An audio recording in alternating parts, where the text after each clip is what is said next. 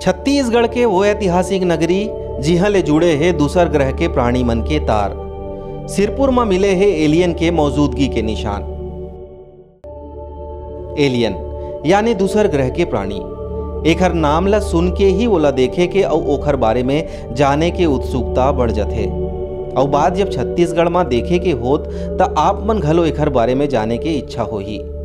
हाँ, छत्तीसगढ़ के सिरपुर में एलियन के मौजूदगी के सबूत मिले के दावा करे जात है।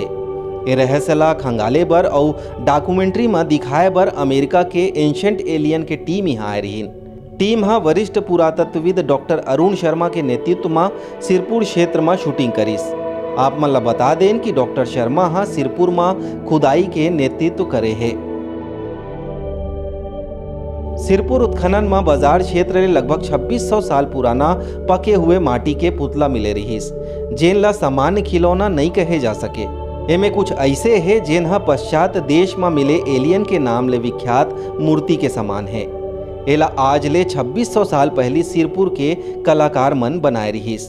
जब पश्चिमी देश के वैज्ञानिक मन सिरपुर आए रहीस त ओमन ला कुछ मूर्ति दिखाए गिस, जेन में ओमन आश्चर्यचकित घलो हो गए रहीस और ये बात के अंदाजा लगाईस कि हो सकते कि सिरपुर के तार दूसर ग्रह के प्राणी ले जुड़े रहीस होही।